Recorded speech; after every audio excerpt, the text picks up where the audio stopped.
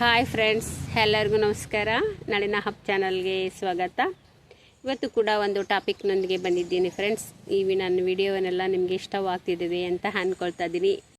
ನನ್ನ ಎಲ್ಲ ವಿಡಿಯೋಗಳನ್ನು ನೋಡಿ ನನಗೆ ಸಪೋರ್ಟ್ ಮಾಡ್ತೀರಾ ಅಂತ ಅಂದ್ಕೊಂಡಿದ್ದೀನಿ. ಇದೇ ರೀತಿ ಸಪೋರ್ಟ್ ಕೊಡ್ತಾ ಇರಿ ಫ್ರೆಂಡ್ಸ್ ಅಂತ ಹೇಳ್ತಾ, ಅದಕ್ಕೆ ಬನ್ನಿ ಇವತ್ತು ಕೂಡ ಒಂದು ಟಾಪಿಕ್ ಬಗ್ಗೆ ಮಾತನಾಡೋಣ. ಅದು ಕೋಪ ಯಾವ ರೀತಿಯಾಗಿ ಬರುತ್ತೆ, ನಮಗೆ ಕೋಪ ಅಂದ್ರೇನು, ಕೋಪವನ್ನು ನಿಯಂತ್ರಿಸಲು ನಾವೇನು ಮಾರ್ಗಗಳನ್ನು ತೆಗೆದುಕೊಳ್ಬೇಕು, ಕೋಪವನ್ನು ನಾವು ಯಾವ ರೀತಿಯಾಗಿ ತಂದ್ಕೊಳ್ತೀವಿ, ಸ್ಟ್ರೆಸ್ ಆದಾಗ ಮಾಡ್ತೀವೋ ಅದನ್ನೆಲ್ಲ ಕೂಡ ಇವತ್ತು ವಿಡಿಯೋದಲ್ಲಿ ನೋಡೋಣ. ನಿಮಗೆ ಎಂದಾದರೂ ಕೋಪ ಬಂದಿದೆಯಾ?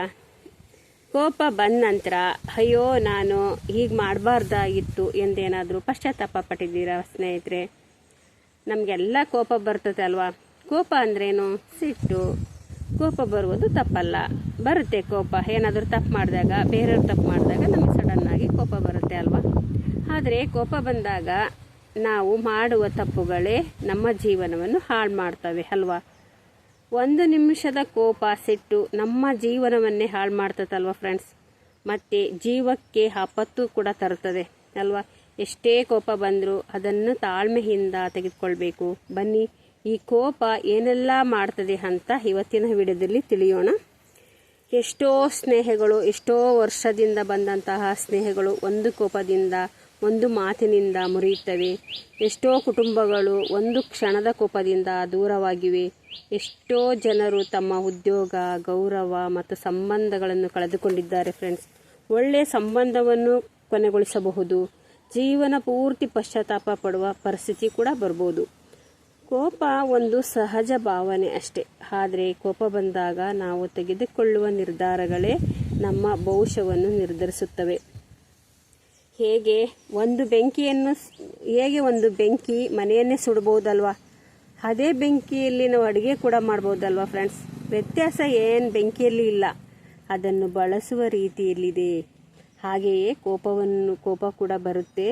ಕೋಪವೂ ಕೂಡ ಇಂದು ನಾವು ಕೋಪ ಬಂದಾಗ ಎಂದಿಗೂ ಮಾತನಾಡಬಾರದ ದೊಡ್ಡ ತಪ್ಪುಗಳ ಬಗ್ಗೆ ತಿಳ್ಕೊಳ್ಳೋಣ ಇವತ್ತು.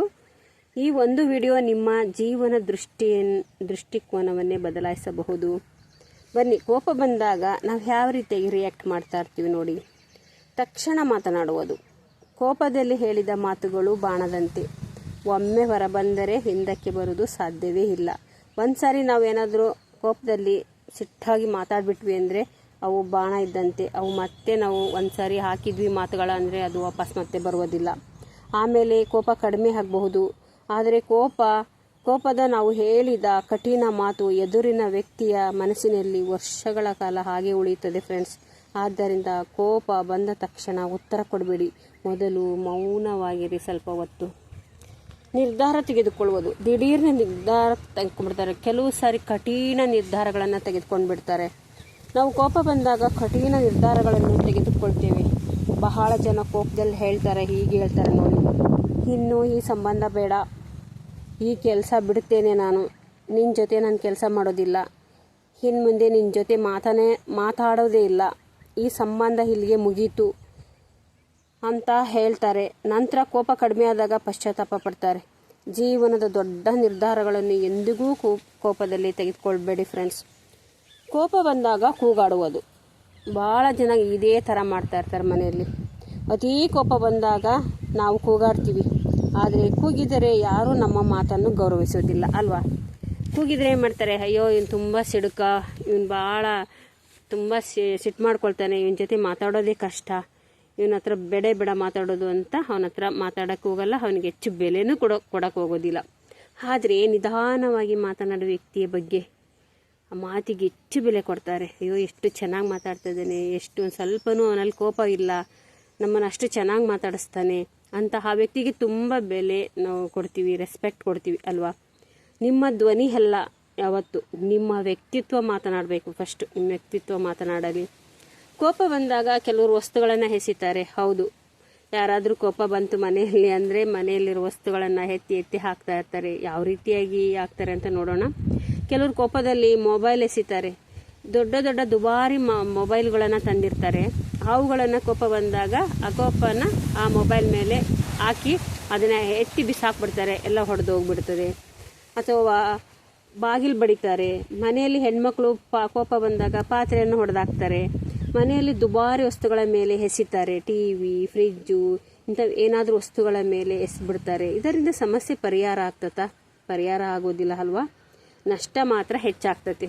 ಹೌದು, ನಮಗೆ ಅಲ್ವಾ ಲಾಸ್ ಆಗೋದು. ಮತ್ತೆ ಅವನ್ನೆಲ್ಲ ತರಬೇಕಲ್ಲ, ಹೊಡೆದಾಕಿರೋವನ್ನೆಲ್ಲ ಅಲ್ವಾ? ಅದಕ್ಕೆ ಸ್ವಲ್ಪ ತಾಳ್ಮೆ ವಹಿಸಿದರೆ ನಮ್ಮ ಕೋಪ ಎಲ್ಲ ಎಳೆದೋಗುತ್ತದೆ. ಅದಕ್ಕೆ ನಾವು ಯಾವಾಗಲೂ ಸಮಾಧಾನದಿಂದ ಇರಬೇಕು. ಎಲ್ಲರ ಮೇಲೆ ಕೋಪ ತೋರಿಸುವುದು, ಎಲ್ಲರ ಮೇಲೆ ಕೋಪ ತೋರಿಸ್ಕೊತ ಬರ್ತಾರೆ.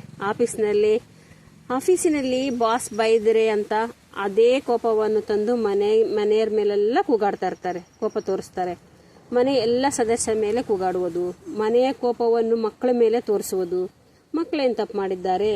ಕೋಪವನ್ನು ಸರಿಯಾದ ವ್ಯಕ್ತಿಯ ಬಳಿ ಸರಿಯಾದ ರೀತಿಯಲ್ಲಿ ವ್ಯಕ್ತಪಡಿಸಬೇಕು. ಇದು ತುಂಬ ಅಪಾಯಕಾರಿ ಅಭ್ಯಾಸ. ತಪ್ಪು ಮಾಡಿದವನಿಗೆ ಮಾತ್ರ ಉತ್ತರ ನೀಡಿ, ನಿರಪರಾಧಿಗಳ ಮೇಲೆ ಅಲ್ಲ. ಮನೆಯವರೆಲ್ಲ ನಿರಪರಾಧಿಗಳಲ್ವಾ? ಮನೆಯವರ ಮೇಲೆ ಯಾಕೆ ಕೋಪ ಮಾಡ್ಕೊಳ್ಬೇಕು ಅಲ್ವಾ? ಅದಕ್ಕೆ ನಾವು ಕೋಪವನ್ನು ಮಾಡ್ಕೋಬೇಕಾದಾಗ ಅದನ್ನು ಯಾರು ನಮಗೆ ಮಾಡಿದರೆ ಅವರಿಗೆ ಉತ್ತರವನ್ನು ಸರಿಯಾಗಿ ಕೊಡಬೇಕು. ಕೆಲವರು ಪ್ರತೀಕಾರದ ಬಗ್ಗೆ ಯೋಚಿಸುವರು. ಕೆಲವರು ಏನಾದರೂ ಕೋಪದಲ್ಲಿ ಏನಾದರೂ ಹಣ್ಣು ಬಿಟ್ಟಿರ್ತಾರೆ ಮನೆಯಲ್ಲಿ, ಅದನ್ನು ಪ್ರತೀಕಾರವಾಗಿ ತೆಗೆದುಕೊಳ್ತಾರೆ. ಅವನಿಗೆ ತೋರಿಸ್ತೀನಿ, ಹೀಗೆ ಮಾತನಾಡಿದ್ದಾನೆ, ನನ್ನನ್ನು ನೋಯಿಸಿದ್ದಾನೆ, ನಾನು ಅವನನ್ನು ನೋಯಿಸುತ್ತೇನೆ. ಈ ಯೋಚನೆ ನಿಮ್ಮ ಮನಸ್ಸಿನ ಶಾಂತಿಯನ್ನು ಕಸಿದುಕೊಳ್ಳುತ್ತದೆ. ಪ್ರತೀಕಾರ ಕೇವಲ ತಾತ್ಕಾಲಿಕ ಸಂತೋಷ ಕೊಡ್ಬೋದು, ಆದರೆ ಕ್ಷಮೆ ಜೀವನ ಪೂರ್ತಿ ನೆಮ್ಮದಿ ಕೊಡುತ್ತದೆ ಫ್ರೆಂಡ್ಸ್. ಕ್ಷಮೆ ನಮ್ಮ ದುರ್ಬಲತೆ ಅಲ್ಲ, ಅದು ಒಂದು ಬಲ ಅಂತ ಕೂಡ ಹೇಳ್ಬೋದು. ವೇಗವಾಗಿ ವಾಹನ ಚಲಾಯಿಸುವುದು, ನಮಗೇನಾದರೂ ಅತಿ ಕೋಪ ಬಂದಾಗ ಬೈಕು ಅಥವಾ ಕಾರನ್ನು ತೆಗೆದುಕೊಂಡು ಹೋಗಿ ವೇಗವಾಗಿ ಚಲಿಸ್ತಾ ಹೋಗ್ತಿರ್ತೀವಿ ಅಲ್ವಾ? ಅದು ದೊಡ್ಡ ಅಪಾಯಕಾರಿ ಫ್ರೆಂಡ್ಸ್. ಒಂದು ಕ್ಷಣದ ನಿರ್ಲಕ್ಷ್ಯ ಜೀವನವನ್ನೇ ಬದಲಾಯಿಸಬಹುದು. ಒಂದು ಕ್ಷಣದ ಕೋಪ ಜೀವವನ್ನೇ ತೆಗೆಯಬಹುದು. ಕೋಪದ ಕೈಯಲ್ಲಿ ನಾವು ಯಾವತ್ತೂ ಬುದ್ಧಿಯನ್ನು ಕೊಡಬಾರ್ದು. ನಾನು ಹೀಗೆ ಎಂದು ಬದಲಾಗದೇ ಇರುವುದು. ಜಾಸ್ತಿ ಕೋಪ ಬಂದಿರ್ತದಲ್ಲ, ಅವಾಗ ಹೇಳ್ತಾರೆ ನಾನು ಹೀಗೆ, ನನ್ನದಿದೇ ಸ್ವಭಾವ ಅಂತ ಹೇಳ್ತಾ ಇರ್ತಾರೆ. ನನಗೆ ಕೋಪ ಬೇಗ ಬರುತ್ತದೆ, ನನ್ನ ಸ್ವಭಾವವೇ ಹೀಗೆ ಅಂತ ಹೇಳ್ತಾ ಇರ್ತಾರೆ. ಇದು ಕಾರಣವಲ್ಲ. ಸ್ವಭಾವವನ್ನು ಬದಲಾಯಿಸಬಹುದು. ಕೋಪ ಒಂದು ಸ್ವಭಾವವಲ್ಲ, ಅದು ಒಂದು ಅಭ್ಯಾಸ. ಆ ಅಭ್ಯಾಸವನ್ನು ಬಿಡಲು ನಾವು ಪ್ರಯತ್ನಿಸಬೇಕು ಅಲ್ವಾ ಫ್ರೆಂಡ್ಸ್? ಅದು ಒಂದು ಕೋಪ ಅನ್ನೋದೊಂದು ಅಭ್ಯಾಸ, ಡೈಲಿ ರೂಟೀನ್ ಇದ್ದಂಗೆ. ಅದನ್ನು ನಾವು ಬಿಡಬೇಕು, ಅದನ್ನು ಬಿಡಲು ಪ್ರಯತ್ನಿಸಬೇಕು ನಾವು. ಕೋಪವನ್ನು ನಿಯಂತ್ರಿಸಲು ಕೆಲವು 5 ಸರಳ ಮಾರ್ಗಗಳಿವೆ. ಅವುಗಳನ್ನು ನೋಡೋಣ ಬನ್ನಿ ಫ್ರೆಂಡ್ಸ್. ನಾವು 10 ಬಾರಿ ನಿಧಾನವಾಗಿ ಉಸಿರಾಡಬೇಕು. ಅಂದರೆ ನಾವು ಉಸಿರಾಟವನ್ನು ತೆಗೆದುಕೊಳ್ಬೇಕು, ಉಸಿರಾಟವನ್ನು ಬಿಡಬೇಕು. ಆಗ ನಮಗೆ ನಮ್ಮ ಮನಸ್ಸು ಶಾಂತ ರೀತಿಗೆ ಬರುತ್ತದೆ. ನಾವೊಂದು 10 ನಿಮಿಷ ಧ್ಯಾನವನ್ನು ಕೂಡ ಮಾಡ್ಬೋದು. ಆ ಸ್ಥಳದಿಂದ ಸ್ವಲ್ಪ ದೂರ ಹೋಗಬೇಕು. ನಾವು ಅಲ್ಲೇನಾದರೂ ಕೋಪ ಮಾಡಿಕೊಂಡು ಕೂಗಾಡ್ತಾ ಇರ್ತೀವಲ್ಲ, ಆ ಸ್ಥಳದಿಂದ ನಾವು ಸ್ವಲ್ಪ ದೂರ ಹೋಗ್ಬಿಟ್ರೆ ಸಾಕು. 1 ಗ್ಲಾಸ್ ನೀರು ಕುಡಿಬೇಕು ಕೋಪ ಬಂದಾಗ. ಯಾಕೆಂದರೆ ಕೋಪ ಬಂದಾಗ ನಮ್ಮ ಬಾಡಿ ಎಲ್ಲ ಹೀಟ್ ಆಗ್ಬಿಡ್ತದಲ್ಲ, ಆಮೇಲೆ ತಣ್ಣಗಾಗ್ಬಿಡ್ತದೆ. ಅದಕ್ಕೆ 1 ಗ್ಲಾಸ್ ನೀರು ಕುಡಿಬೇಕು. ಉತ್ತರ ಕೊಡುವ ಮೊದಲು 10 ನಿಮಿಷ ಕಾಯಿರಿ.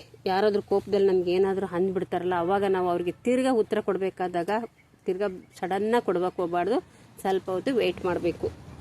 ಆಮೇಲೆ ಒಂದು ಸ್ವಲ್ಪ ವಾಕ್ ಮಾಡಬೇಕು, ನಡೆದಾಡಬೇಕು. ಆಗ ಕಡಿಮೆ ಆಗುತ್ತೆ ನಮಗೆ ಕೋಪ. ನಿಮ್ಮನ್ನೇ ನೀವು ಕೇಳ್ಕೊಳ್ಬೇಕು, ನಾನು ಯಾಕೆ ಇಷ್ಟೊಂದು ಕೋಪ ಮಾಡ್ಕೊಂಡಿದ್ದೀನಿ, ಯಾವ ವಿಷಯಕ್ಕಾಗಿ ಅಂತ ನಿಮ್ಮನ್ನೇ ನೀವು ಕೇಳ್ಕೊಬೇಕು. ಸಮಾಧಾನದಿಂದ ಇರಬೇಕು. ಸ್ನೇಹಿತರೆ, ಕೋಪ ನಿಮ್ಮ ಶತ್ರುವಲ್ಲ, ಅದೇ ನಿಮ್ಮ ಶತ್ರುವಲ್ಲ. ಕೋಪವನ್ನು ನಿಯಂತ್ರಿಸಲು ಕಲಿಯದೇ ಇರುವುದೇ ನಿಮ್ಮ ದೊಡ್ಡ ಶತ್ರು ಅಂತ ಹೇಳ್ಬೋದು. ನೆನಪಿಡಿ, ಒಂದು ಮಾತನ್ನು ಕೋಪದಲ್ಲಿ ಸೋಲುವುದು ದುರ್ಬಲತೆ ಅಲ್ಲ, ಕೋಪವನ್ನು ಗೆಲ್ಲುವುದೇ ನಿಜವಾದ ಗೆಲುವು. ನೀವು ಕೋಪವನ್ನು ನಿಯಂತ್ರಿಸದಿದ್ದರೆ ನಮ್ಮ ಜೀವನ ಸಂಪೂರ್ಣವಾಗಿ ಹಾಳಾಗುತ್ತೆ ಮತ್ತು ನಾವು ಬೇರೆಯವ್ರ ಜೀವನನೂ ಕೂಡ ಹಾಳು ಮಾಡ್ತೀವಿ. ಅದಕ್ಕೆ ನಾವು ಕೋಪ ಬಂದಾಗ ತುಂಬ ತಾಳ್ಮೆ ಇರಬೇಕು. ಕೋಪದ ಕೈಯಲ್ಲಿ ನಮ್ಮ ಬುದ್ಧಿ ಕೊಡಬಾರ್ದು. ಮತ್ತು ಕೋಪವನ್ನು ಆದಷ್ಟು ಕಡಿಮೆ ಮಾಡಿಕೊಳ್ಬೇಕು. ನೀವು ಕೋಪವನ್ನು ನಿಯಂತ್ರಿಸಿದರೆ ನಿಮ್ಮ ಸಂಬಂಧಗಳು ಉಳಿತವೆ, ನಿಮ್ಮ ಆರೋಗ್ಯ ಉತ್ತಮವಾಗಿರುತ್ತದೆ. ಒಂದು ಕ್ಷಣದ ಸಹನೆ ಒಂದು ಕುಟುಂಬವನ್ನು ಉಳಿಸಬಹುದು ಫ್ರೆಂಡ್ಸ್. ಒಂದು ಸ್ನೇಹವನ್ನು ಉಳಿಸಬಹುದು, ಒಂದು ಜೀವನವನ್ನು ಉಳಿಸಬಹುದು. ಇಂದಿನಿಂದ ಒಂದು ನಿರ್ಧಾರ ಮಾಡಿ, ಕೋಪ ನನ್ನನ್ನು ನಿಯಂತ್ರಿಸುವುದಿಲ್ಲ, ನಾನು ಕೋಪವನ್ನು ನಿಯಂತ್ರಿಸುತ್ತೇನೆ ಎಂದು.